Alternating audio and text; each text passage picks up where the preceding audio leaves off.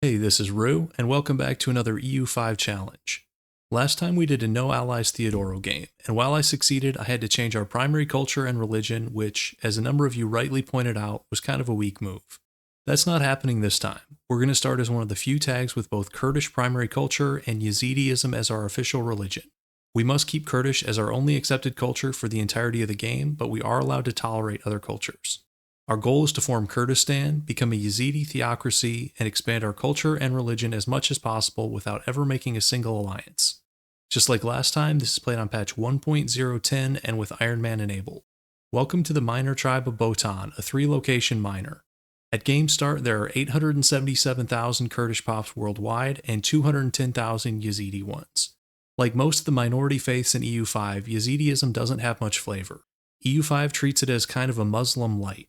We have access to the mysticism versus jurisprudence values, which is fine, but no religious schools, holy sites, or pilgrimages. We do get this cool peacock symbol, and we don't have the Muslim ban on alcohol, so there's that. We start as a vassal of the Sudiyids. As in EU4, this has both benefits and drawbacks. Our starting capital is in Jizre. In the present day, this is a moderately sized, predominantly Kurdish city on the Turkish-Syrian border, but in 1337 it's just a small rural settlement. Our first step is emphasizing centralization to the point we can reform from a tribe into a monarchy, which we do in July of 1360. The next step is inviting a major, in this case Egypt, to our independence movement. Independence movements work differently in EU5 than 4. Having Egypt on board means they'll fight with us in an independence war, but unlike 4, after the war's done there's no automatic alliance, so this doesn't break the no ally rule. We declare our independence in May of 1380. Although this might look like a stomp, we're facing horse archers, which means even Egypt takes some losses.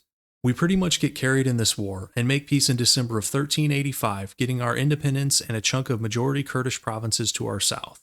We get declared on by the Ayyubids in December of 1392, along with a couple of their buddies. We take them on at our capital in January, scoring a decisive win.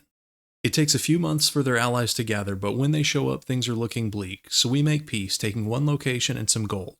Next, we get attacked by Jolamark, a minor tribe to our northeast. On their own, these guys wouldn't be an issue, but as usual, they have a swarm of allies. We're forced to hire some mercs we really can't afford, and we get attacked in Duhok in January. We get a clear win, but just like the last war, once the enemy allies from the east arrive, it's a different story, and we end up paying gold and war reparations. We should have just offered gold from the start. The loans I took out to hire mercs end up forcing us into bankruptcy right after the war finishes. We declare the next war against the Ayyubids in April of 1410. I walk our levies into their capital for an easy stack wipe, then split our forces into two and send half north. We make peace in January of 1412, fully annexing both the Ayyubids and Jolamark. After the war, I turn the province of Van into a subject. I take advantage of a revolt in a neighboring country to declare a no-CB war in October of 1413. We're able to grab a few occupations and make peace in January, taking 6 locations. Unlike EU4, Georgia's pretty strong in this game, and they declare an entirely expected war in May of 1415. Unfortunately, we're just not strong enough to fight this, so I have to release our subject and pay war reparations. We catch the Sudiyids, our old overlord, with a dishonoring ally, and we declare in May of 1423. We stack wipe their army in June, and the war is basically over. We take 10 locations as well as war reparations. This gives us the provinces we need to form Kurdistan, which I do immediately. Unlike our starting tribe, Kurdistan gets 6 unique advances, including some decent ones, a boost to our province development and cavalry power. We get declared on by the Jalayirids in June of 1429, and unfortunately they're allied to the Injuids, one of the stronger Persian regional powers. We wipe the first stack in Cham Chamal in July, but I make a mistake on the second battle. If you look at my troop configuration, our forces go into this battle unbalanced. I understand they're going to roll out an auto balance feature on the next patch, and I'm looking forward to that since I'm not a huge fan of having to hit this all the time. As you can see, all our levies are in the middle, and we take damage from both flanks. Looking back, if I had retreated ASAP, we might have had a chance here, but I didn't, and this battle basically loses the war and the run. I take out some loans for mercs and try to fight again on our capital in November of 1430, but we're down too many troops, and this is another loss. The early game's my favorite part of these challenges because it feels like we're on a knife's edge, and one mistake can end the run. We're forced to take an absolutely brutal peace deal, giving up a ton of land. I play on for a bit, but it's all over but the crying. Iraq al-Arabi declares on us in February of 1434, but we're able to buy them off. Georgia comes after us 10 years later, and this is a problem. They're not content with just gold, and they're way too strong to fight. I end up having to give away 4 locations in the west, including the key city of Diyarbakir. This is going south fast, but I'm still in denial. I was hoping one of our neighbors would get into a fight with somebody stronger, like Egypt or the Ottomans, but instead they just keep decking on us. That's enough for me, and I throw in the towel on attempt 1. Okay, time to run it back with the same start. I start this game with a slightly different approach. As long as we're subjects of the Sudiyids, we're relatively safe, so I'm going to spend the first part of the game teching and getting our government values where I want them. That means centralization to reform into a monarchy and increasing innovation to improve literacy and reduce institution costs. We reform into a monarchy in June of 1358, and then after 33 years of self-improvement, it's time for phase 2. We go overkill for this independence war, getting both Georgia and Egypt on side. This is still a pretty large war, but having a second front in the north definitely helps. We make peace in December of 1395, getting our independence and a chunk of provinces. If this land selection looks odd, it's because I'm prioritizing Kurdish majority provinces for faster coring. We also forced the Jalayirid Market Center, which I think was in Baghdad, to be moved to our capital. Remember, we're not going to accept any other cultures in this challenge, and Kurdish culture starts with really low influence, so cultural conversions are going to be slow for a long time. We declare our second war of the game against the Ayyubids in April of 1400. Without allies, the war is basically decided with this battle in Sirte. We make peace in July of 1401, taking 5 locations and some gold. This next war is really random. The Trapezuntine Empire decks us in June of 1405. They had somehow picked up a little enclave down here, and the EU5 AI being what it is right now, declared on us for some reason. We win a battle in Savour in September, and that's basically it for the war. We make peace in January of 1406, taking the Trapezuntine Enclave and a decent chunk of gold. It's our turn for the next war, and we take a swing at the Artukids in April of 1411. We wipe out their levies, losing just 51 men, and set up the peace deal. We fully annex them, which gives us the 26 locations required to form Kurdistan. Next up are our old neighbors from the first run, the minor tribe of Jolimark. This is an easy 1v1, and we annex them in May. We pick off another small tribe in July of 1432. The game calls this the minor tribe of Donboli, but I think this might be a typo and it's supposed to be Donboli with an N. Whatever they are, they're annexed in May of 1433. As far as Diplo, we get a bit fortunate. Our more powerful neighbors are fighting each other instead of us. I think it helps that we neighbor a Mamluk subject instead of the Mamluks themselves. On this patch, the AI seems to be much more aggressive with their direct neighbors than those of their subjects. We get declared on by the Chobanid Horde in September of 1447. We might be able to win this war, but I don't really want land in that direction right now, and they're willing to be bought off with gold. I found that running these challenges in EU5, you really have to pick your spots. Depending on the neighbor and if they want land, some wars have to be fought for survival. But in other cases, like this one, I think we're better off keeping our powder dry. We're pretty boxed in, but we're able to find a 1v1 with the Jalayirids in July of 1463. As our second strongest neighbor, this war is going to either make or break the run. The Jalayirids push in with a partial force, and we take a battle with an almost 2-to-1 numbers advantage.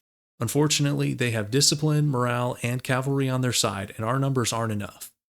Knowing the stakes of this war, we have to commit, and we hire a significant mercenary force immediately after our defeat. With our army regrouped and supplemented by mercs, we take a second fight against the same, now weakened enemy stack in Bara, and this time it's not even close. We almost take a fight in Mosul in May, but the game predicts us losing, and I think better of it. We wait for the enemy forces to split, then take a battle with favorable terrain in Zakho in November. Despite them somehow having double our discipline, our numbers are enough to carry the day. We march south to relieve the siege of Mosul, but in classic EU fashion, the city falls on a 14% tick just days before we arrive. Nevertheless, we chase the enemy force into Kayara and take another solid victory. In March, we engage in Alcine, and the game predicts a victory, but that's clearly not happening. I pause mid-battle and look to hire another mercenary group. This is a death war for us, and if we're going down, it's going to be swinging. Fortunately, instead of pursuing our battered forces, the AI stops to siege this border fort. I bring our army, once again bolstered by mercenaries, back for a second attempt in May. We had a group of around 1,100 men stuck behind enemy lines that the AI inexplicably left alone that I'm able to bring in as reinforcements. Everything after this is just cleanup, like this battle, again in Kayara, in July of 1465. The AI will just feed in small stacks, even when they're clearly outmatched, which seems like a step back. In EU4, a nation with an inferior army usually tries to evade you, which can be frustrating, but feels more realistic than these kamikaze stack wipes. We make peace in November of 1467 with an absolutely massive land transfer. 29 locations, mostly majority Kurdish, as well as war reparations and quite a bit of gold. This almost doubles the size of our nation, both in terms of geographic size and population. In May of 1476, we move our capital to Mosul. I did this for a few reasons. It's a city instead of a town, with more population, and although both locations are on the Tigris River, Mosul is more centrally located to administer our new territory. At the same time, I relocate our market as well. Just a couple weeks later, the Jalayirids declare a coalition war against us, along with a couple of weak regional powers. We might be outnumbered on paper, but this coalition has serious coordination issues. Their armies are all over the place while ours is unified. Here's a significant battle in Kirkuk in August. Not only do we win, the AI reinforces too late and gets the second stack immediately wiped. Once the main stacks are gone, this turns into cleanup. Less than 6 months into the war, you can see how well this is going.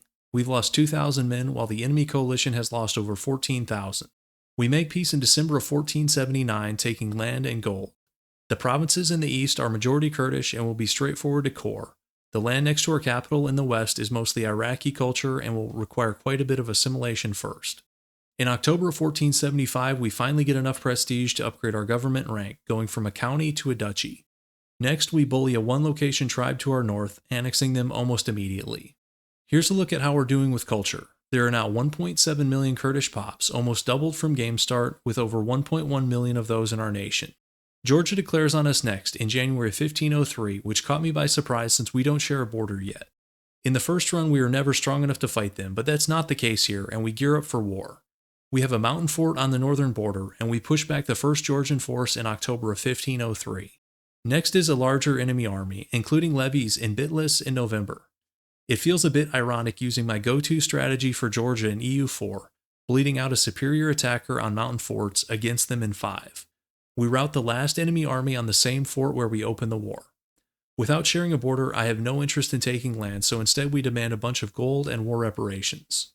Just a month later, the Jalayirids declare on us again. They still have the same coordination problem. We move in and wipe some small stacks in the north. We now have a core of regulars, including some light cav, which benefit from some unique Kurdish and Iranian culture group advances, and the result is more lopsided fights in our favor. Here's another battle in defense of our northern border fort. Just under a year into the war, the enemy coalition has lost almost 17,000 men, while we're down around 1,200. By March of 1509, this is up to almost 50,000 enemies, while we're still down only 2,400. We make peace in January of 1510, taking additional Kurdish majority land in the east, as well as pushing down the Tigris towards Baghdad. On this patch, rivers are extremely good for proximity and control purposes, so this is great land for us even though it'll require cultural assimilation. Here's a look at the proximity map. You can see how drastically this drops off as we hit the mountains to our southeast. We're building roads everywhere, but they only do so much into mountainous terrain. I've taken advantage of our unique advances to train some light cavalry, but I can't decide whether I love or hate these colors. Our next war is against the Jalayirids again, in February of 1518. Here's one of the main engagements from early on, and as you can see, it's a beatdown. We've reached the point where we can take on these smaller powers without too much trouble, so I'll pick up the pace. We make peace in May of 1522, taking the entirety of Hasro, a Jalayirid subject to our northwest with a number of Kurdish majority locations. This gives us a border with the Ottomans, but as usual in EU5, they've been getting bodied by Egypt all game, so I'm not too concerned. Next up is a religious war against Hasbani, a small nation that popped out to our east. We fully annexed them in a peace deal a little over 2 years later. One of the advantages the player has over the AI in this game is a better understanding of the proximity, coring, and control mechanics. For example, compare the control maps for Kiev, Georgia, and finally ourselves. Of course, having our capital on the Tigris helps us significantly. If you're curious, here's the integration map. Areas in green are cored, while those in yellow are just integrated. In January of 1547, we reform our government for the second time, this time from a monarchy to a theocracy. I haven't played as a theocracy in EU5 before, and I figured a Yazidi theocracy could be an interesting first try. The toughest part here wasn't pushing spiritualism to 95, there are quite a few events that let you do that, but rather getting clergy estate power high enough. As you can see, I had to give them basically every privilege and even disable a couple of buildings in our capital that give crown power. We're now the High Theocracy of Kurdistan, which is a cool name. I've been half expecting a certain war declaration for most of this game, and we finally get it in January of 1556. Egypt, the most powerful nation in the Middle East. Fortunately for us, they just want money, so I'm going to play for time here. In May of 1558, we core Diyarbakir, which is fitting because in real life, this is the largest Kurdish majority city in the world. You know you've reached a tipping point in these no allies runs when you start getting unsolicited alliance offers from regional powers, in this case both Georgia and the Ottomans. Of course, we're not going to accept any of these. Next up is an offensive war against the Chobanids in February of 1569. Including levies, we now outnumber them almost 5-1, and the war's going well when we're interrupted in July of 1573 with a second declaration from Egypt. We make an immediate peace deal with the Chobanids, taking a chunk of land on our eastern border, including the market city of Tabriz. I don't feel like buying off Egypt this time, so we head west to fight, taking a small first victory in Araban in October. Next is a major battle in Savour, and the Mamluks reinforced with multiple stacks. In classic paradox fashion, the real battle here is fighting through the pop-ups to see what's actually happening on the ground. We ultimately win, losing 11,000 men to the Mamluks' 26,000. Here's the war overview. Despite that victory, we still have less than 40,000 troops facing 260,000. I don't love those numbers, and Egypt doesn't require land out of this war, so I do end up buying them off at the end of December. It may not seem like it, but as you'll see, time is on our side. I forgot to mention it, but at some point after the Chobanid War, I released a subject on the eastern border in the province of Bihar. This is actually the only subject we use in this entire run. I know that's suboptimal gameplay, everybody tells me how strong subjects are in 5, but so far I'm not a huge fan of them in these no allies challenges. I have a few reasons. First and foremost, they're useless in wars. Even when I set them to supportive, they throw away their troops and feed enemy war score. I'd rather have 300 extra levies under my direct control than 1,000 subject levies that just suicide into the nearest 25k enemy stack. Second, I've noticed some funky stuff with the Diplo limit, especially when starting as a small nation. Subject Diplo size can have huge swings from month to month, sometimes randomly putting you way over the limit. I don't know if this is bugged or intended behavior. When you start as a county or even a duchy, your dip limit isn't that high, and it's also nice to be able to skip Diplo techs. Lastly, to keep subjects loyal, sometimes you have to dump a bunch of gold into the Diplo slider, and usually I'd rather spend that elsewhere. There are additional factors to consider, culture, proximity, and so on, so I guess what I'm trying to say is that it's complicated. Anyways, let's get back to the run. On this patch, once a stronger neighbor declares on you once, they're basically going to declare on you on cooldown for the rest of the game until you get stronger than them. Sure enough, Egypt's back for round 3 in December of 1592. This one's kinda strange. They don't even want money, just to humiliate us. Whatever, that's fine with me. 11 years later, and they're back again. This is bringing back memories of what Kiev, Ruthenia did to us in our Theodoro challenge. We're big enough to now field a small corps of professional troops, so I decide to take our chances this time. The first major battle's in defense of our border fort in Ras Al Ain in September of 1604. The AI feeds in stack after stack, but we come out on top with 14,000 men lost versus over 37,000. By now we have a strong economy, so we hire a sizable mercenary army to supplement our forces in January of 1605. We put our new stack to the test with a huge battle in Savour, and we notch a second major victory with another 2-1 casualty advantage. Here's how things stand a year and a half into the war. We've lost 28,000 men with 63,000 remaining. The Egyptian side has lost 100,000 with 168k remaining. We take another battle in Savour, this time emerging with an over 3-1 casualty ratio. As the enemy forces weaken, they become even more vulnerable and we just start picking off easy stacks. One of the lessons I learned from the Theodoro run is that if our stronger neighbor is going to attack on cooldown, we might as well take every war with them to 100 war score for longer truces and more downtime. Here's the final tally. 58,000 casualties on our side compared to 281,000 on theirs. We take a large chunk of land in the west, 2,400 gold, and demand that they return our enslaved citizens. One of the fun things about fighting the Ottomans and Mams in EU5 is they'll enslave thousands of your people throughout the war. 12 years later, we're just minding our business, finishing integration of our new provinces, and Egypt is back for what I think is their 5th war against us. After beating them last time, I think our days of paying tribute are over, and I preemptively hire a decent merc stack. Here's a nice victory in Urfa in October, and here's another in Suruch the following year. Most of the battles in this war are classic EU whack-a-mole. Here's the war summary after just over 2 years. 40k lost on our side versus 225k lost on theirs. Just like Kiev in the last game, you'd think the AI would learn. Another silly thing about EU5 is that the AI can be getting absolutely worked in a war, like Egypt is here, but they keep spamming us with white peace offers. This is like somebody about to be checkmated who keeps offering you a draw. AI peace offers in 4 were bad, unless you happen to really like core revocations, but at least they offered you something. We make peace in September of 1624 after an almost 5-year war. We take a strip of land across the desert southwest of Mosul, as well as a massive chunk of gold. One of the perks of fighting the world's number 5 ranked great power is that you can take a lot of cash. Most of our new provinces are along the Euphrates, which along with the Tigris is giving us much better proximity here than you would expect. One of the things I like about EU5 is how much rivers, mountains, and geography matter in both war and peace. In EU4, of course the Tigris and Euphrates were on the map, but even playing in this area, you didn't really care that much. It's hard to explain in an abbreviated video, but the simulation aspects of EU5 can sometimes click in a way that EU4 never even really got close to, especially playing in this region with such a rich and ancient history. These games have always launched me into random wiki walks, but with 5 I find that happening even more and I'm into it. Anyways, back to the run. Egypt presents us with a claim in November of 1638 and followed up almost instantly with their 6th declaration of war. Our professional army is about 40% the size of Egypt's, which would be a problem against a player, but against AI means that we're pretty much favored to win. In fact, the AI gets rocked so fast here that they don't even have time to reinforce.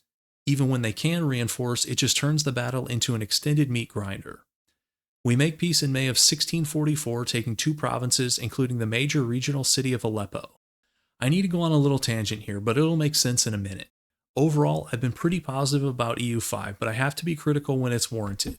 In this case, my issue is with how the game handles the Mongolian culture group, especially as it pertains to the Middle East and Western Asia. A bunch of the hordes in this area start with Mongolian culture, which I'm sure was true in 1337, but the problem is they never drift away and the culture group stays way too strong for way too long. Because Yuan starts with and never seems to drop it, Mongolian culture has extremely high influence and tradition throughout the game. As such, it displaces actual Middle Eastern cultures and ends up dominating this region. All this leads to some really funky outcomes, like this example from the near future of this run. Baghdad in 1702, populated almost exclusively by Mongolians and with the architecture to prove it. There's an even worse side effect. Mongolian secessionist states throughout Western Asia, backed up by Yuan. I want to expand down the Tigris and Euphrates into land currently owned by Al-Kufa, but this is one of the secessionist states in question. We don't have the Diplo range to build a spy network on Yuan, so I have to use Parliament to even get the claims. But don't worry, it's EU5 jank, so it's going to get worse before it gets better. We take their last fort in February of 1677, but Yuan has absolutely no interest in peace, minus 108 reasons. Mid-war, we finally hit the prestige required to increase our government rank from duchy to kingdom and making us the grand theocracy of Kurdistan. We occupy the other Mongolian subject state to our north, but after that there's not much to do other than wait and maybe mourn for the untested state of certain regions of this game. We get spammed with white peace requests from Yuan's other subjects, which makes for extremely compelling gameplay and footage. Check this peace deal out. In August of 1683, we're at just -1 reasons. These usually tick up over time, so next month we should be at least 0, right? But this is EU5, so next month we're at -26 reasons. 2 years later, in October of 1685, we're at -95 reasons. I think there must be some kind of war exhaustion overflow bug, where it ticks over from maximum back to 0 or something. Another crazy thing, Yuan actually tried to send a couple stacks across Asia by foot to fight us. Look at this, starving, undermanned, and immediately dumpstered. That casualty ratio is well over 1,000 to 1, which I think would make even Robert McNamara proud. After a 10-year war, I end the session and quit the game. What do you know? Upon reload, they're now willing to accept the deal. We had the same thing happen in our Theodoro run, and I just don't think this is acceptable. Peace deals are way too integral to the game to be this buggy. The good news is we finally have Baghdad and a bunch of other high proximity land along the Tigris. We declare a war against what's left of one of the hordes in May of 1695. We make peace less than a month later, advancing further southeast. Just a couple months later, Egypt is back for what I think is now round 7. Waiting for the AI to butcher the late game also worked in EU4, but I think it's even worse here. These AI stacks are way too small and dispersed, their mill tech is outdated, their tactics are now a full point below ours, and what should in theory be a difficult war is totally non-competitive. 10 months in, Egypt has lost 200,000 men while we've lost just 25,000. Eventually, this gets so lopsided that I disband our levies mid-war. For the first time, we push into Egyptian territory, taking Damascus in May of 1699. We make peace 2 years later, taking land in Syria, Iraq, and a king's ransom in gold. This deal also gives us a port for the first time in our nation's history, which is a big moment. We declare on the Jalairids in May of 1705 and make peace after a war of a little over 2 years. The funniest thing about the EU5 late game is the canyon between what the AI thinks it can do and reality. Kind of like some of my coworkers, to be honest. On paper, Egypt still has a numbers advantage, so they keep coming after us, like an idiot hitting his head into a wall and muttering, "This time will be different." Even when the AI can get its troops together, which is rare, these are 10-1 beatdowns. We make peace after a 4.5-year war, continuing down the Mediterranean coast and including the major regional hub of Damascus. We finally outpaced Egypt in terms of paper strength, so we enjoy 42 years of peace. But it's our turn now, and we declare our first war against them in May of 1762. We don't even call levies because we don't need them and they're pretty bad this late in the game. We siege our way into the Egyptian core, and for the first time since game start, 427 years ago, Cairo falls to foreign invaders. We make peace in May of 1770 after a lengthy war, taking a chunk of both Anatolia and Palestine. Next up are the Chobanids, who have become vassals of the Injuids, a Persian regional power. We separate peace Ormuz, taking 2 locations and giving us a land connection from the Mediterranean to the Persian Gulf. We reach a deal with the Injuids a couple weeks later, pushing further on our eastern border. I've been wanting to expand in the north, but I haven't wanted to deal with another ridiculous Yuan war. Eventually, I bite the bullet and declare in February of 1779. The strangest thing here is that Yuan once again actually tries to send troops overland to help, but they have no morale and absolutely no chance. These ratios are ridiculous. There's also some kind of issue with late-game war score. Between these 2 battles, we took out over 35,000 enemy troops. For that, the game gives us 0.01 war score. By that math, to get 25 war score from battles, we would need to take out 87.5 million enemy troops, which is higher than the combined combat deaths from both World War I and II. Make it make sense. After a preemptive game reload, we make peace with Yuan in August of 1784, taking a chunk of land across the Armenian highlands and forcing Hoi to be released, so we don't have to do this again if we decide we want more land. Next up is another round with our old friends the Jalairids in July of 1787. This is really just a border cleanup war, and we take 1 province north of Lake Urmia. We've only fought 1 war with Georgia, all the way back in 1503, but I can't let these borders stand in the north. Georgia is allied to Mega Kiev, and we get a couple large battles, here in Van in April of 1797, and here in Malazgirt in December. We make peace 3 years later, taking another slice of land across our northern border. We're getting really close to the endgame, but I have one last cheeky stunt to pull, and it starts with another declaration against Egypt in July of 1816. I've started feeling bad for the Egyptian peasants at this point, who keep getting drafted and sent into completely one-sided engagements. We take Cairo for a second time, stealing even more art, and we make peace in May of 1819. We take a bit of land in central Anatolia, but here's the kicker. We force convert Egypt to Yazidiism. In EU4, forced conversion cost was tied to nation size and development, so to do this to a major nation in the late game required stacking a number of specific modifiers. For an example, watch my Yazd Zoroastrian Crusade video. But in EU5, forced conversion just has a flat cost of 60, so it's possible to do this to nations of any size at any point in the game. If Paradox doesn't change this, there might be some future challenge potential here. Here's an odd thing. Post-conversion, Egypt is now calling itself a Maharaja, which seems like a kingdom title you'd see in India. That was actually our last war of the game, and I play out the rest focused on cultural and religious conversion as well as more economic expansion. I guess I should just get used to this screen. We took a poor 3-location tribe with a minority culture and religion and expanded across the Middle East, becoming the world's number 10 great power with a population of over 19 million people, all without allies. But sure, we're a minor addendum to history. Still, I have to say, Grand Priestess is a pretty cool title. Let's take a look at the Grand Theocracy of Kurdistan as it enters 1837, starting with our goals for the run, expanding Kurdish culture and the Yazidi faith. There are almost 18 million Kurdish pops worldwide, with the vast majority in our nation. I would go in the ledger and show you how that ranks compared to other cultures, but of course this sort button doesn't work. We have the 5th highest cultural influence in the world, ahead of quite a few heavy hitters. Kurdish is now the largest cultural group in the Middle East. Farsi has only 4.5 million, Turkish has 12.9, and Lower Egyptian has 14.4. Moving on to religion, there are 20.43 million Yazidi pops in the world, with around 17.5 million of those living in our nation. For those wondering why we never took Jerusalem, I actually looked into this, and the Yazidi faith doesn't consider Jerusalem to be a holy city. Apparently, their holiest site is in a small village a little bit north of Mosul, which of course we've held almost the entire game. Wikipedia actually has a convenient list of Yazidi holy places that Paradox can use for the inevitable Middle Eastern Religions flavor pack in 2031. I'm sure you'll be as shocked as I was to see that the sort religions by number of followers button in the ledger is also completely broken. Our late conversion of Egypt actually converted quite a few of their pops, although I have no idea why their court language is now Sindhi. Speaking of languages, we stayed with Kurdish the whole game for all three language options: Common, Court, and Liturgical. The Kurdish language ends with 36.4% strength, which I think is solid for a minority language at game start and is actually enough to give us a decent tech boost.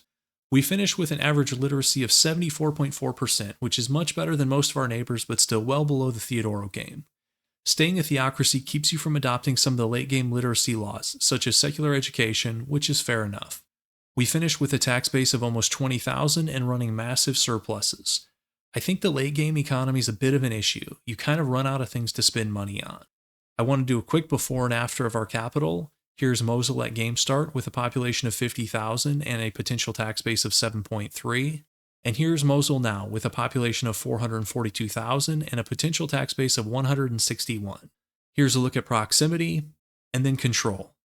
We have railroads almost everywhere marked in purple, but to be fair, it seems like pretty much everybody else does as well. I'm not sure that the entire world should look like a Brio set in 1837. Railroads probably need to be harder to tech to, more expensive, or both. Here's the market map mode. We end with 4 markets under our control. And here's one last map mode, government type. We're the only theocracy of any note in the known world, which is kind of cool. Here's our estate lineup at game end. The clergy ended up with a ton of privileges, but that felt appropriate for a theocracy run. Just like last time, I went with innovative, but this time with more focus on land. One difference was going for centralization, but to be honest, it didn't feel that much better, and I prefer some of the decentralization policies more. There was a bit of tension in this run with us trying to expand both our culture group, which would encourage humanism, at the same time as our religion, which would encourage spiritualism, so I ended up trying to strike a balance. Here's the economy, and yes, I know we could have built a navy, but by the end of the game I was pretty much just rolling at speed 5. It's funny that one loan's over 16,000 gold, and our estates are willing to lend us $1 million. Here's our army, around 210,000 regulars, including a bunch of heavy cav. I know it gets outscaled in the late game, but we have 25% bonus cavalry power, so I just let it ride. Pun intended. The last thing I want to show is probably going to be of the least interest, but I thought it was cool and it's my video, so here you go. Without really planning to, we ended up conquering the entirety of both the Tigris and Euphrates rivers, including tributaries, and yes, I did verify this. Here's the source of the Tigris in Lake Hazar, and here are the tributaries of the Euphrates. The Mirat, or Eastern Euphrates, which originates near Mount Ararat, shown here, and the Karasu, or Western Euphrates, which originates all the way up here near Erzurum. I'm sure it won't come as a shock that I'm looking forward to the river map mode coming in the next patch. Anyways, I think that about wraps this one up. I think this has been my favorite EU5 run so far. Even with the usual AI hijinks and paradox bugs, this was still a good challenge, especially in the beginning, and I had a lot of fun with it. As always, thanks for watching, and special thanks to my patrons and YouTube members, and I'll see you in the next one.